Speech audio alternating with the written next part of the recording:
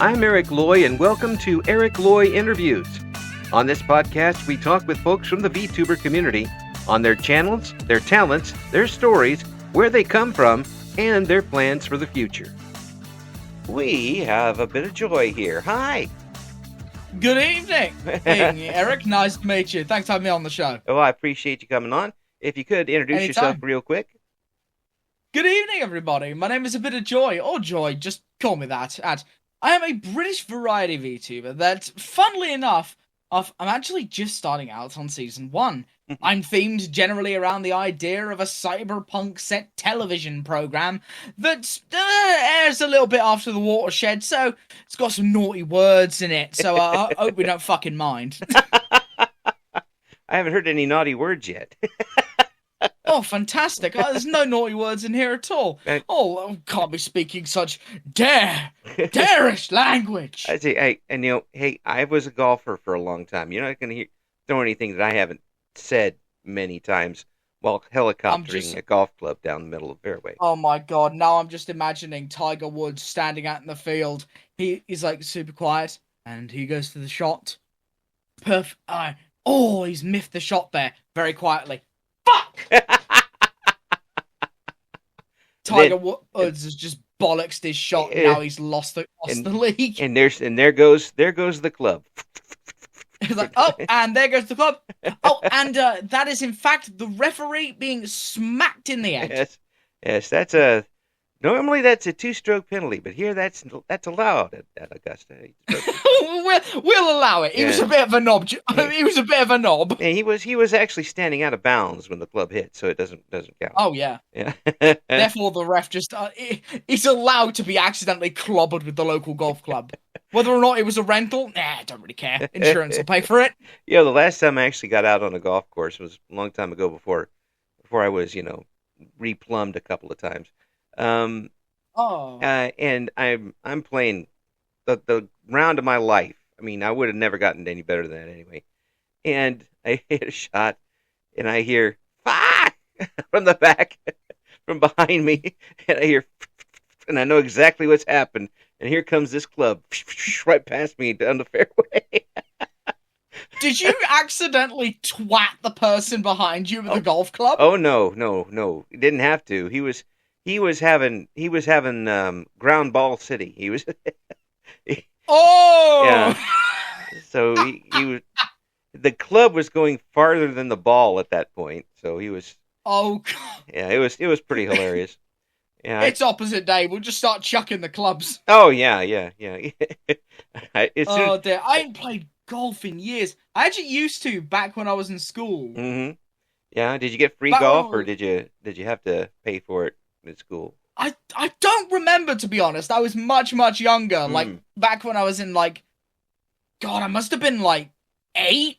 Oh. And back then it was like a young person's kids club sort of thing. Yeah. And we'd go out onto the range and we would do driving range stuff. We would do some practice. They would teach us how to putt and things like that. Yeah. It was actually not too bad. We'd only do a couple of holes occasionally. Yeah. On a course, because they didn't want to do a proper 9-hole course or an 18-hole course. Yeah, it'd take forever. It was good fun, actually. I think I've still got my golf clubs from the time. Yeah, well, as long as they're usable, they're usable. Yeah, they're great at bapping people over the head at breaking me house. Yeah, exactly. They took us in our physical education class out to a driving range, which was so stupid. That sounds like a recipe for disaster. But please tell me what happened. I mean, we were having fun. I mean, we got to, I was on the golf team at last place at the time, so I was taking a chance to actually, practice, which I never did before. But then there's a road that was to the right of where we're doing this, and a jogger comes by. So he has now become the target of every kid in the class. Suddenly everybody developed a wicked slice.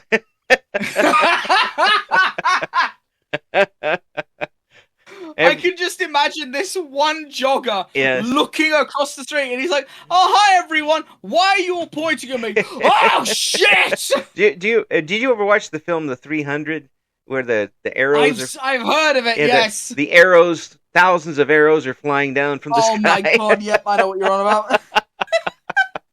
Just all these tiny little golf balls from this row of children down the driving range, just going straight towards them. Oh, as the camera just zooms out full field of view, and he's just standing there, realizing that he either needs to book it or he's about to get clobbered. That's right. The sheer terror on their face was really something. And of course, what's deadlier?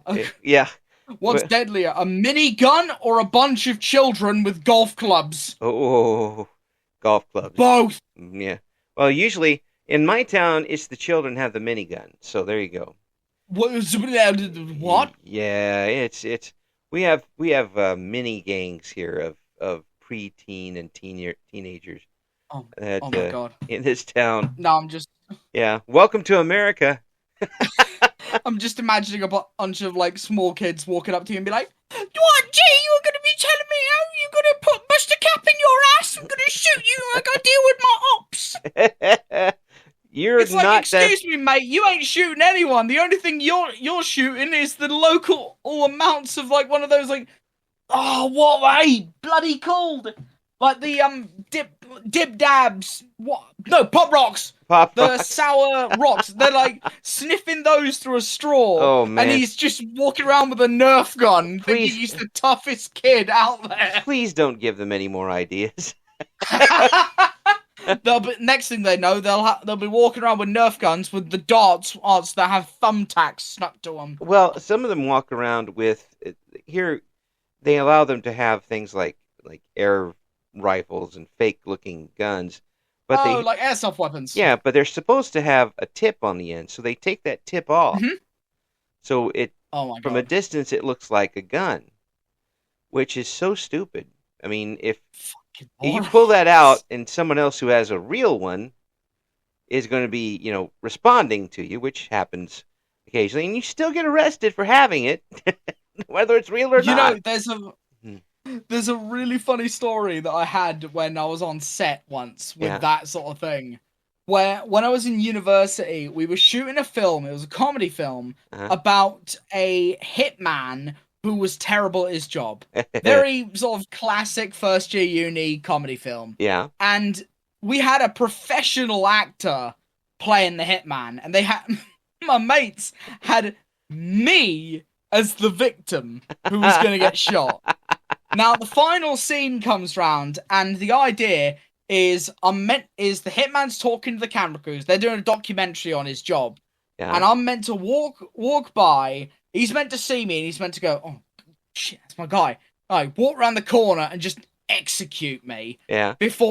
Then realizing there should be no witnesses and turning on the camera crew. Yes. Now the actor. What we thought at the time when that was going to happen is whether it was going to be the actor was going to have we'd have a Nerf gun or something stupid. Yeah. Nah, guy shows up with an airsoft revolver that doesn't have an orange tip on the end of it. Oh no! And we're in public. Yes.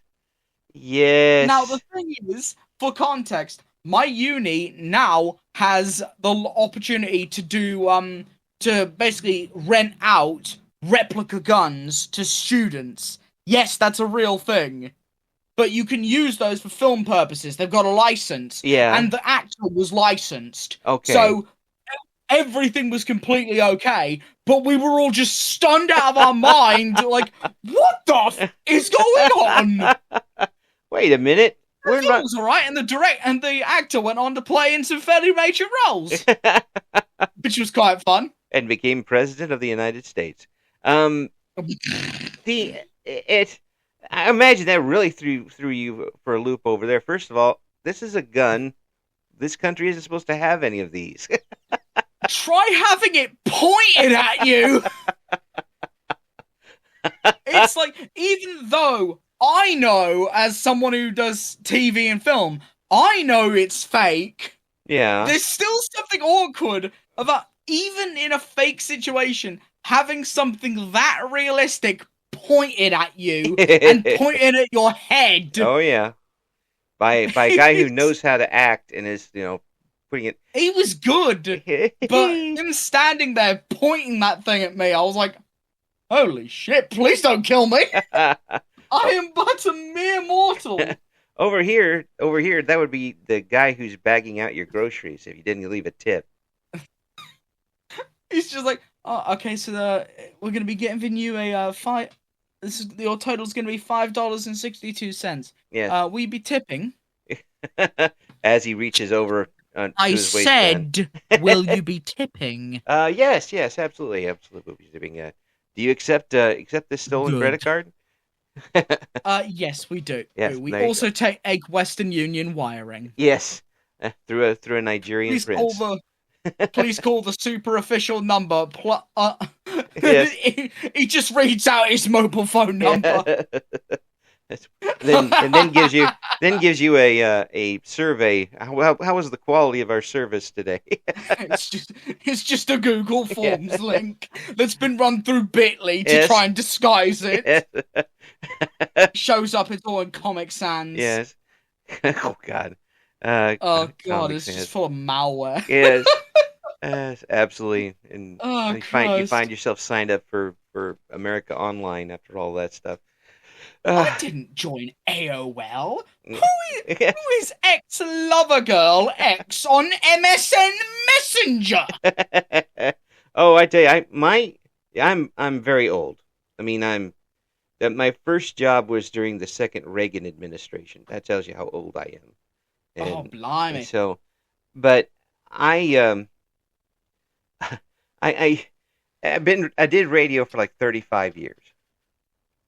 And that was a long time in radio, especially if you're only doing 2 jobs during that time. And the stuff that, any media person, because both of us are, can share so many stories and know exactly why they happened. Honestly, if anyone listening just wants to know anything about film and TV, just find anyone who's remotely ever been on set, and you will hear the wildest stories. Oh, because the wildest shit always happens in the media industry. Oh, it's to say it's incredible is giving it a disservice, because you just never know. I mean, oh my God. And I think it's a lot worse for you guys now because it's easier. Which sounds it's chaotic. Sounds ridiculous, but I was doing one of the classes I had to take in college was a video editing class, but we're talking videotape editing class. Yeah. Which means... And that's going to be analog editing. Yes, which means scissors and tape. And hopefully you didn't cut out the one part you really want right down the middle where you can't fix it. Or scramble the tape a little bit too much and it goes all distorted because it's all analog. Oh, yeah, absolutely. And now you have Adobe Premiere and DaVinci Resolve. Yeah, oh my gosh, it was a pain. And it would take like 3 hours to edit 30 seconds. And now you guys can push a button and have the whole thing edited for you. It's really interesting, though, you mentioning about radio, because when I was doing my college course, I think it was college, or it might have been back like 10 years ago now, back in school when we were doing media, we went to BBC, and we, no, actually, I think it was college. I'm trying to remember. One of the two. I've been doing media a long time. But when we went to the old BBC Centre. Oh. And that was quite cool because we got to see some of the sets in there. Yeah. And we got to see some of the studios. We saw the show Pointless being filmed. Oh. That was quite cool. Yeah. And we saw a load of the sets of shows like Blue Peter, Match of the Day, that kind of thing. Yeah. But one thing I remember specifically from when we went the second time, instead of going to the old broadcasting house, we went to the new one, which has that big newsroom you see on the BBC News. Yes. And that, hell, the old one has a TARDIS outside. You walk into the building and there's a real TARDIS. But the new one, when we went in there, we did one of the activities we got to do was we did an old style radio drama. Oh. And we did all the Foley live. So all the Foley sound effects for the radio drama, we had like 2 or 3 of us doing the voices, and you had an actual BBC director to the side of everyone, giving us the ideas. And then I was over here doing the Foley sound effects. So you sat here with a pair of boots on your hands, scrunching through some gravel. And the best part is we had to do like a champagne pop. Now, here's the interesting thing. How do you think we did that champagne pop? Did we pop a real bottle of champagne? Do you think we did? No. No, you tie a piece of string into a cork, stick it in a bike pump, and go bang! Literally, it was a cork tied to a piece of string, tied to a bike pump, stick it in the end, pull back, and boom! Wow. It makes the exact same sound effect. Oh, but that was at BBC One. Oh, those guys, I mean, we had at my first radio station, we had an entire collection of BBC sound effects because they were the peak. They still exist. Oh yeah. Now some of them were better than others. I mean, there's some like the sound of an ocean wave. All that stuff was good. However, there was one of them that I remember because I worked overnight and I played everything that was demand. I wanted to hear everything. There's one was supposed to be a spring, and I put it in there, and I started up. It goes, boing. Boing. It's a guy saying boing. Just the most depressing, just boing. Boing. Imagine, this thing was probably recorded in the 50s. So this guy in 1983 is either passed on or he's in his 80s. And here I'm listening to him in a studio in England going, boing. His grand legacy of boing. Interestingly, though, and people need to know for a lot of content creators, the BBC actually took all of those sound effects that you were probably listening to and recently released the Sound Effects BBC Rewind Archive, which is a collection of over 20,000 sound effects that anyone can download and use. Oh, good. Because there's thousands upon thousands, and they have a license saying you can use them. Oh, excellent! Because they were the peak of that back then. I mean, it was if you really wanted one, of course everything then was on disc instead of compact disc or audio file or any of that stuff, or banging rocks together or whatever we used back then. But just make it work. Yeah, just make it work. But it was pretty awesome. And we get sound effects collections coming in, and some of them were really good, and some of them were just, oh my god. You get someone with a really old Zoom microphone, just stuffed it into a vocal booth. Yeah, it's just little bodged thing. Oh yeah, it's just like hitting pans together or something. Yeah, and to simulate hammering nails. Oh, absolutely, and you try to use these in advertisements, and you look for this hot tub sound and be a guy there going boing. I mean, come on. I'm just imagining that now, just like the most serious moment. Yes. Like you can imagine, like the horror film. The floor is set, and it's a dark, dreary, stormy night. Mist coats the floor as the world around us holds at a halt. Our protagonist walks slowly but cautiously along the walls, heading down the creaky floorboards down the hallway. And suddenly, you hear the great, terrible noises of the spring giant. Boing. Boing. Boing. You just hear that in the background, just the very quiet boing.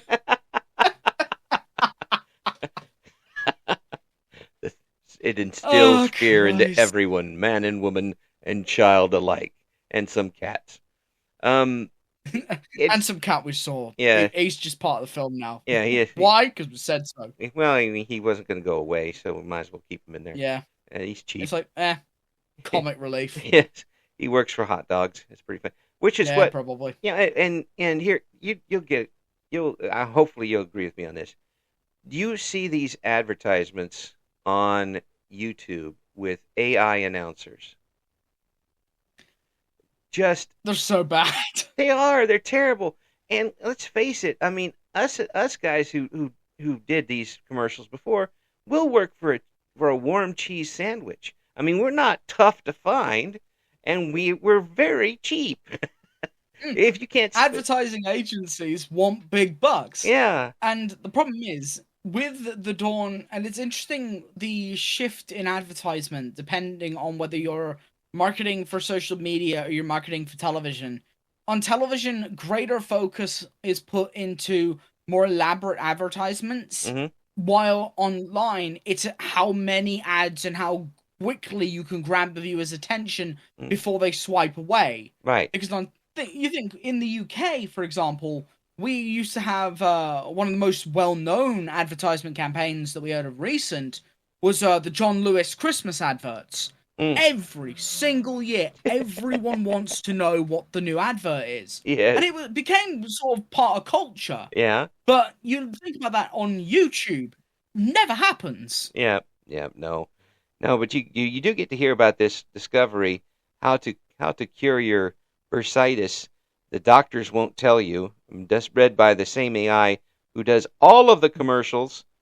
And download this one app and stick your camera up to your eye and pray to God you can see afterwards. That's right. That's how it works. Oh man. I mean, you got both sides here because you, as an artist, I mean, imagine AI just absolutely boils your bunions, but but having it also in the vocal, I mean, come on, give us a little bit of break here. It's really kind of just, it shows how low effort the marketing department of the company is. Oh yeah. When you've stooped to that point, yeah. You can tell who's got the money, and not even the money, but just the passion for what they're doing in comparison to the people who are just putting these crappy adverts together. Oh, yeah. The worst is when you get the overreactive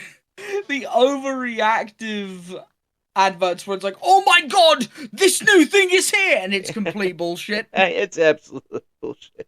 Yes, here's my amazing new game that is completely real. Wink, wonk. Yeah. Oh, I tell you right now, anybody who's listening, if you hear one of those announcers on especially a YouTube commercial, you will never want to buy the product. Because, am I the asshole for purchasing this product? Yeah. Did you buy one of those? No, I'm just remembering it's the same voice as all those terrible Reddit TikToks. Oh, yes, exactly. Absolutely. Am I the asshole for buying this test or buying this the internet? It'd be for buying this text. It's about yeah. I did this. It's only like I'm trying to speak. Yes. In an extremely elaborate tone while sticking my tongue out. Yes, you know English. You know English perfectly, but you know English perfectly, but it's your fourth language. Yeah. It's like if Eric Cartman was trying to advertise a product. Yeah, man, we're gonna be Kevin, we're gonna be telling you about this brand new mobile game. You wanna buy it? Over and over respect again. My authority and download this game on the App Store. Damn it. I'm gonna bust your kneecaps. Well, we were talking. We haven't even really got started talking about what you're doing on the net, so I'm going to do that because I get sidetracked, and you're one of those. Oh, yeah. You're one of those people who you're not on the tracks to start with. So I'm going to try, and that's a compliment. So tell me what you're doing here with. It's a different concept than a lot of people are doing, right? So for me, I'm very, very, very small. Like I'm a very small VTuber, just getting on with things. Yeah. And I'm about to really sort of like properly launch the full thing. I've been streaming on and off and doing content for several years now, but now it's really getting in stone what's going on. Now, the main thing I want to do is have a stylized look while keeping true to myself. And the idea I created around mine was the idea of this sort of after hours, after watershed TV show that is run by a single person. They're the host, and you've got the audience all around. They're part of the program just as much as the host. But it's very much sort of your mixture of a comedy show, sort of kind of John Oliver-esque, bit of Russell Howard, that kind of thing. But obviously you're mixing that in with playing video games. Right. It's the kind of thing that you'd probably see on like BBC Three or Adult Swim after 9 o'clock, 10 o'clock. Yes. Because there's quite a bit of swearing, that kind of stuff. But I wanted to feel like I had a theme that I could work with, but I still could be free to just relax and stream. Yeah. And that's what I wanted, is I wanted to create something that was creative in terms of its concept and its plan, but also still be able to be the purest version of me. And that is overtly British-ish, too much swearing, and play whatever the fuck we feel like, promptly followed by a ton badly improvised jokes, as you've realised throughout the course of this interview. Yes, interview watcher, I see you there, listening to these terrible jokes. Yes. The fourth wall is broken now. Yes. Oh, I don't even have a wall. I'm too lazy to build any walls. It's just kind of a one Lego brick just sat on the floor being like, do not cross. And that's only because the cat left it there. Of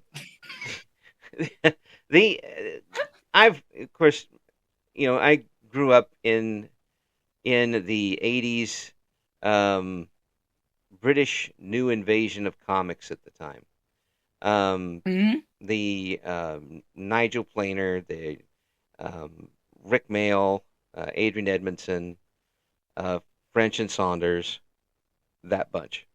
Okay. And I was just like, anything they had to do, I was watching, because they were the anarchist type of humor that they were bringing over, of course, mostly over MTV. You can't. Oh, MTV was huge back in the 80s. Yeah. Oh, it was anybody under the age of 25 was watching it. But that's the type of stuff you could not get over here, as far as comedy goes. I mean, there's funny stuff, but would I rather watch The Young Ones or would I rather watch Murphy Brown? I would. You get such a contrast between American and British comedy. Oh yeah. And for me, in terms of my content creation, I very much want to embrace British comedy and just my own sort of style and my own feeling towards British comedy and adult comedy and satire in a way that's very relaxed and very much sort of tongue-in-cheek in the way of we can talk about random stuff and come up with all sorts of jokes on the spot. It's a lot of improvisation. Yeah. And yeah, sometimes that can go a little bit crazy, easy, and sometimes it's quite difficult to do. I acknowledge that. Yeah. And it's a really interesting take to go down that road, because it's difficult, but God, is it fun! Oh yeah, yeah, and when being able to, and when you get a roll with it, I mean, 100%. It's absolute buttered gold at that point. One of my favorite things with that is being like when we're playing games on stream, playing with if I'm playing with some friends. Yeah. We are able to effectively ricochet back off of each other like we're playing pinball. Yeah. Oh, you're going back and forth and back and forth. And the thing is, you build on that comedy and you're able to build up and work together to create something unique. And that's the fun thing I also find streaming solo as well, is I'm able to react to what I'm either reading in chat or what's happening in a game or whatever I'm talking about, and use that as a basis to build off of into some sort of elaborate joke. And whether it lands or not, it doesn't bother me. Yeah. Because at the end of the day, it just needs to be something that I'm working on. Because as you continue to do it, you'll get better at it. Yeah. Absolutely. And it's good fun. Yeah, it is. And to see somebody embrace this is great, is heartening for me because I enjoy nothing more than laughing at stuff. Mm. But you're coming from a background where you it's a little different, obviously, because in doing a video or doing something for a television setup or doing a movie, you're not reacting necessarily in real time to an audience. Mm-hmm. So, have you had to adjust to that, or has that come easy for you? Honestly, it really depends on the person. For me, I kind of practice a lot of this in my own time through just general conversations with friends. Just I walking down the enjoy street, just improv. randomly. It's like, yeah, walking down the street randomly, I just see this over here, and it's like, excuse me, is that John Wick and going over there? I wonder where he's off to. Oh, probably I'll have to go find some more people to shoot. That's right. But the thing that I like to do, and the reason why I like to embrace this and go off it to what you were saying, is I like to do this in my own time, even when I'm not streaming. Yeah. It's fun to sit there on call with your mates and try to commentate on what's going on in a game in the most elaborate of things. Because one of the biggest motivators for me to do what I do is hearing other people laughing. Yeah. That is like a drug. Mm. It is powerful and it's fun. Because it's honestly what equates to my name. My name being a bit of joy. Right. Because that's what you want to bring. That's what I want to bring. Yeah. It's just that little bit of joy. Yeah. Hence my name. Yeah. Eh? Eh? Terrible pun, but it works. Yep. No, but it's those that little thing. It's brilliant marketing. It's absolutely fantastic. Now, if you did a bit of joy and your entire entire broadcast was punting puppies, it probably wouldn't work. I don't think that'd be a bit of joy. I think that would be a bit of 911. What's your emergency? Yeah. Well, I mean, we did used to have cable television back in the day and local TV shows, and I wouldn't be too surprised if that was on some channel somewhere. Yeah, probably. Yeah. And coming up after the white supremacy hour, we've got Punting Puppies, the third year of that show. Award-winning Punting Puppies.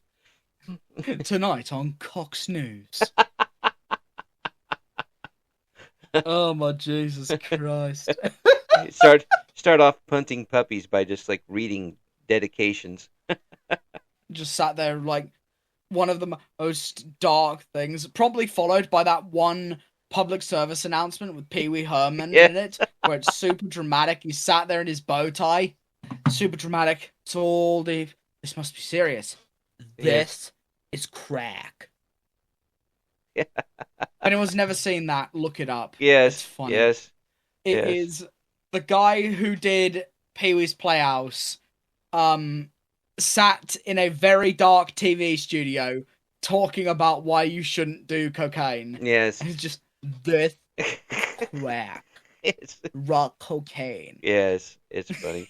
It's fucking ridiculous. Oh yeah, and you'll find stuff like that, and there's videos of like old pro wrestlers, even the bad guy pro wrestlers doing like anti-drug commercials, and like, oh my god, it's the bad guy is telling me not to do this, well I'm going to do it. I'm just remembering the one advert with Mr. T. Oh god, don't be a fool. Oh my god, classic. But I very much, in my stream and my content, embrace a mixture of adult comedy and some dark comedy. Yeah. But alongside that, being mindful of nowadays and being mindful of who I'm marketing to and who I want to work with. Oh, yeah. Because at the end of the day, if everyone isn't laughing, then what's the point? Yeah, yeah. And at the end of the day, it should be funny. And it's so much different now than in because you've got a lot more filters now in a way to have to deal with. I mean, nobody really wants to, make people feel uncomfortable and all this stuff these days. I mean, 100%. And ultimately, and there are a lot of things you could say in 1985 that you cannot say in public in 2025. And that's fine. It's the nice thing that comedy and our perceptions of things change in a way that allows us to become more understanding of the way things affect other people. Oh, yeah. And I think as a comic and someone who and even just as anyone who does content creation, being aware of how you have an influence on others and what you choose to do is really important. And I think it's something a lot of creators would not really saying, like, what do I mean? They should remember it. Words.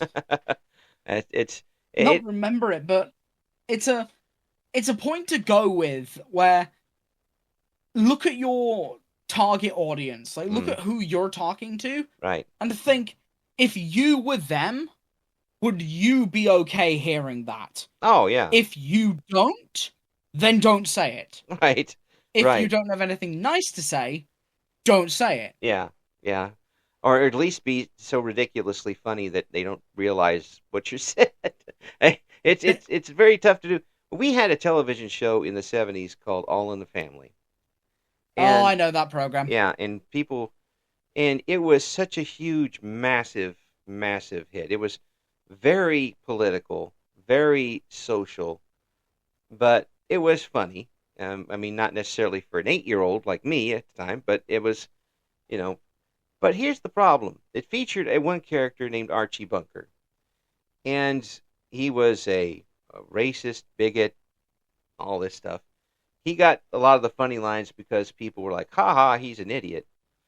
But it got popular because there were a lot of people who believed him at the time. The interesting thing then is that comedy and such can also provide a really good opportunity for social commentary. Mm-hmm. And being able to speak of these things is interesting because you can deal with it in such a way that it's more accessible for a lot of people who may not want to discuss it. Right. But also at the end of the day, especially when it comes to streaming, a lot of this kind of thing just doesn't really go in, at least in my content. Mm-hmm. I tend to just stick to making bad sex jokes. Yeah. And everybody's had that. I'm sorry. Yeah, because at the end of the day, comedy is subjective. And regardless of whether you find something funny or not, at the end of the day, the comic needs to be aware of who they're trying to be funny to. Oh, yeah. And just being mindful of how people feel about what you're saying. Yeah. It's not an immediate call to keep it, zip everything, comedy's dead, which I've heard before. Yeah. No, that's not true. No. Comedy's not dead. You just don't want to be don't be a dick. Don't be a dick at the expense of other people just so one set of people will laugh. Yeah, exactly. At least not when they can hear it. Be nice to each other, and then be funny. Yeah, and there's, I mean, it's always going to be your mileage may vary because something may hit well with somebody and not with somebody else. I mean, some people over here really liked Friends. I would like to burn every copy that ever existed of Friends. Everyone has opinions. Yes, everyone has been. Mine are right. And that is okay. Yes. But I would rather watch a show Third Rock from the Sun because it was so bizarre and off the wall.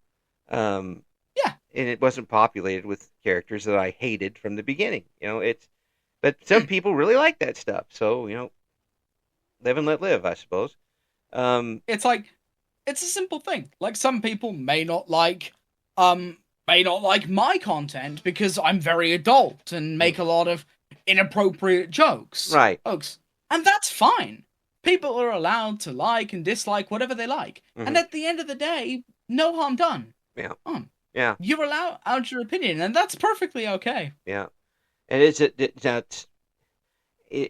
don't, you can have an opinion against somebody, but don't turn around and try to find out their credit card number and credit score and try to get them fired from the job to get some money and all that stuff, It's like, yeah, I'm okay with your opinion, but also, could you please tell me the last 4 digits of your credit card and your social security number, or I'm going to bash you over the head with a rubber mallet. Yes, exactly.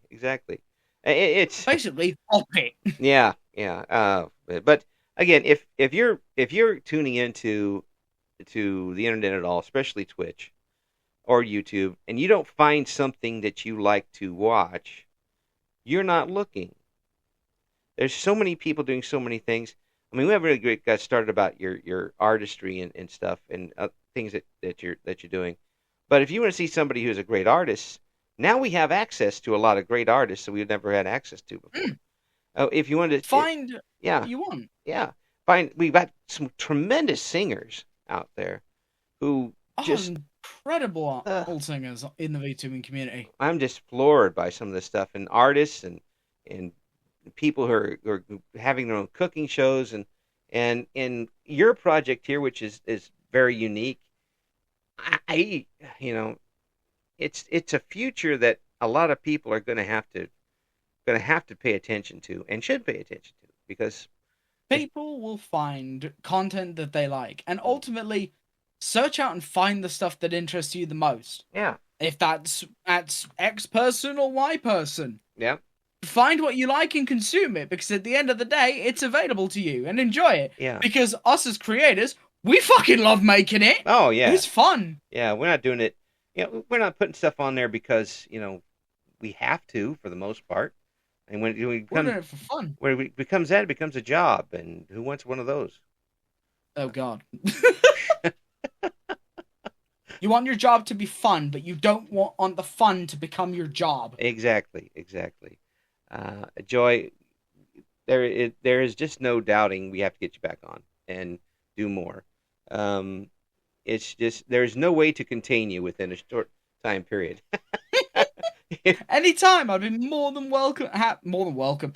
Fuck shit. Well, I mean, you are, more but than happy to come back on the show. I mean, anytime. That's pretty cheeky of you to just kind of assume that, but it's fine. I mean, you come on. Oh yes, I'll just get out my long cigar and be like, yes, I'm very welcome. Thank you very much. This is my cigar. Would you like to have a smoke? Make sure you stick that lower jaw out as much as possible. Yes, I feel like I've got an extremely excessive overbite, and I should have a little top hat on my head and saying, "Ooh, fancy!" I'll be sipping my port over here like I'm some up-class pretentious motherfucker. With a bag of crisps. None of that Walker's shite. I eat sensations. I cannot! Oh, jeez. Oh, but thank you so much for having me on the show. Well, thank you for coming on. And anytime. And I'm gonna make sure and tune in to see what's going on here. We're gonna have all the links we've been able to find for a bit of Joy on. And if you'd listen to this and if you don't want to find out what Joy's up to after this, then I've done a bad job. Don't punish me. Don't punish them. Punish me, and then still go watch what they're doing, because you're gonna enjoy the Joy. Eric's a talented creator. Well, go listen to some of his other interviews. Really good. But I've got season 1 premiering fairly soon, and probably sometime in May, 2025. I hope to see you there. Yeah, absolutely. Thank you so much. No problem. Take care. Thank you for listening to Eric Loy Interviews. Join us again next time when we talk to another member of the always interesting VTuber community.